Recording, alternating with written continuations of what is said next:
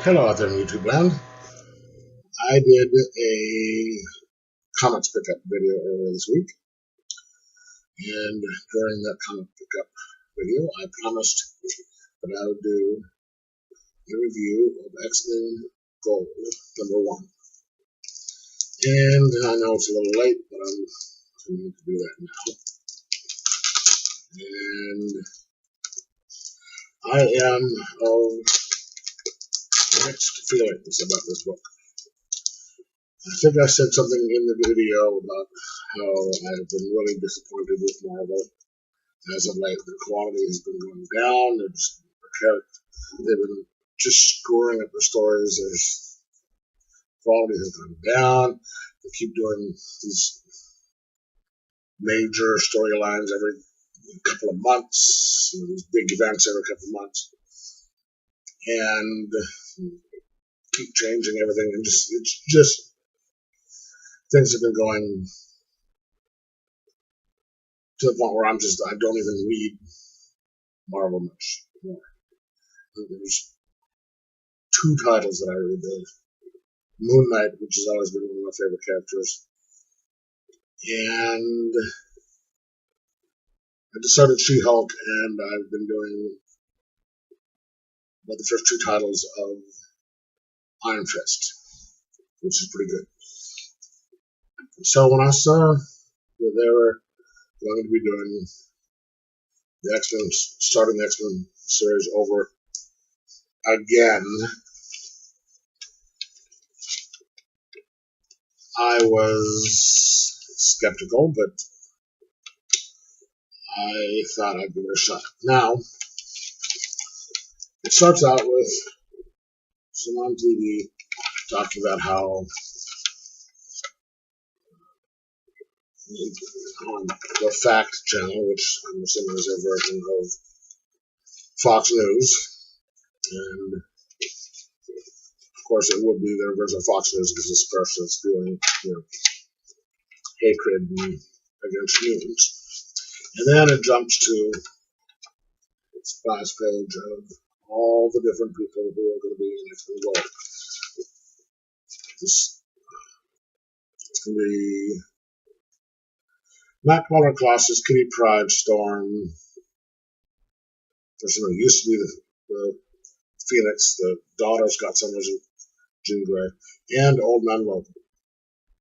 Now, right there, this is one of the problems I have with something Marvel's done.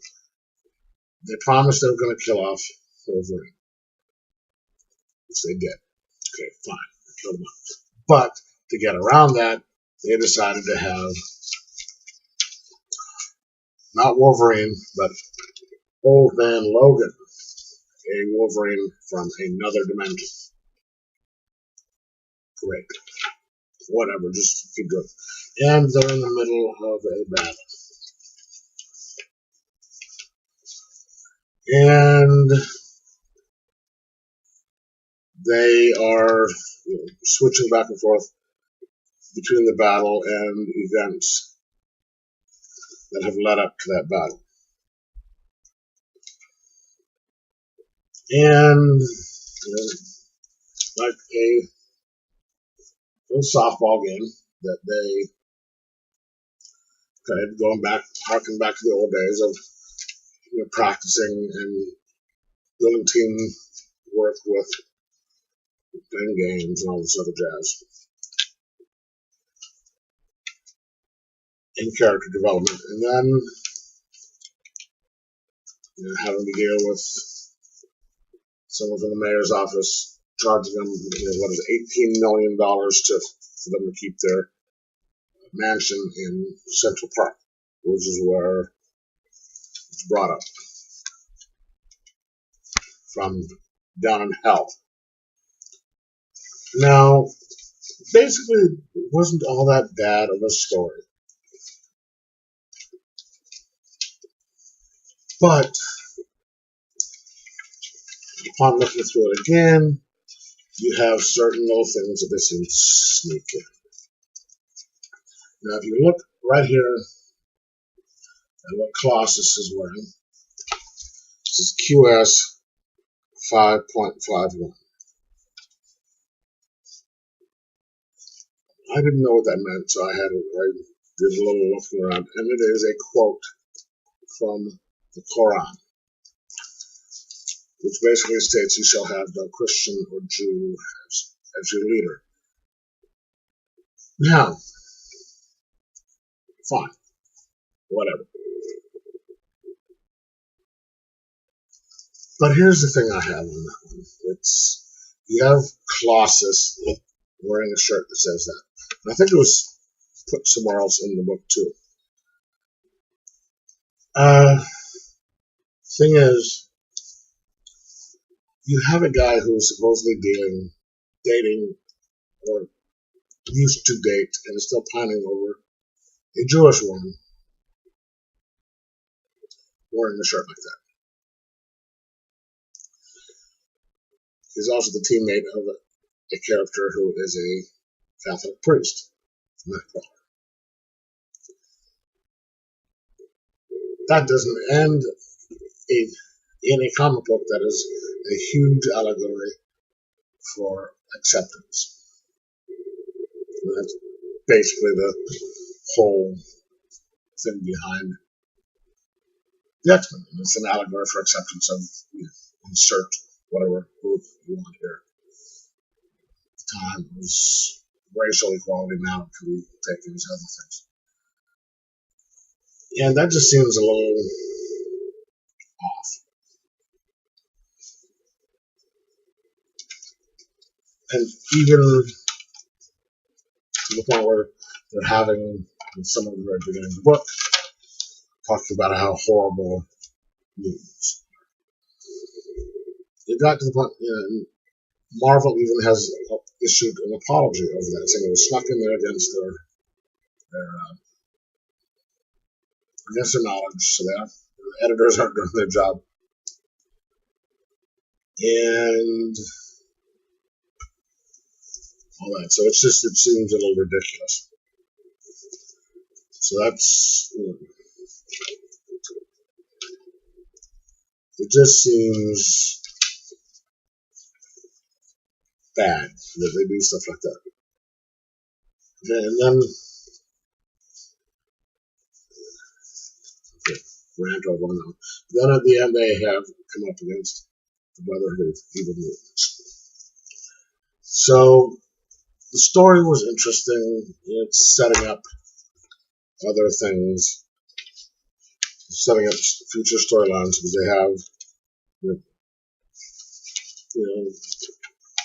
the leader of a spokesperson, leader of a group of people who hate mutants. They have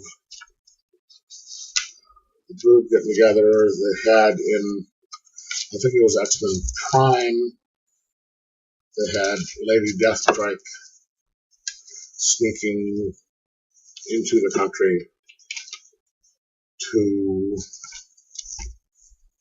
being forced into a group that's going to be fighting and killing X-Men, or mutants, which basically means the X-Men.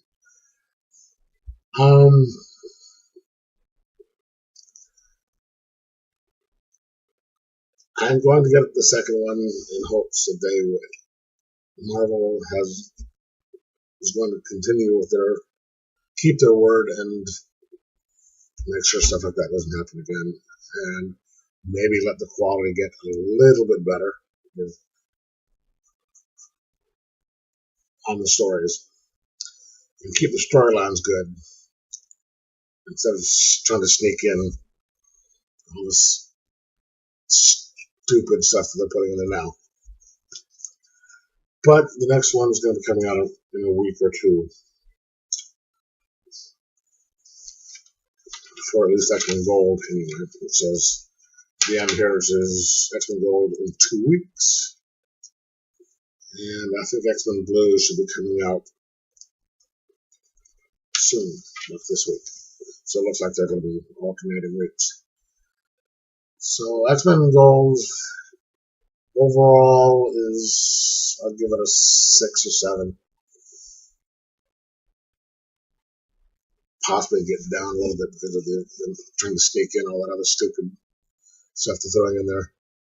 But I'm going to give it a week, another couple of episodes or issues, and hopefully it'll show, be a consistent good or bad storyline in art by that point. I'll let you know what I think after watching. But right now, other than that little supposed inadvertent, unintentional art that was snuck past them, it was all right, and we'll see how if they continue to try and improve. All right, thanks. Talk to you later.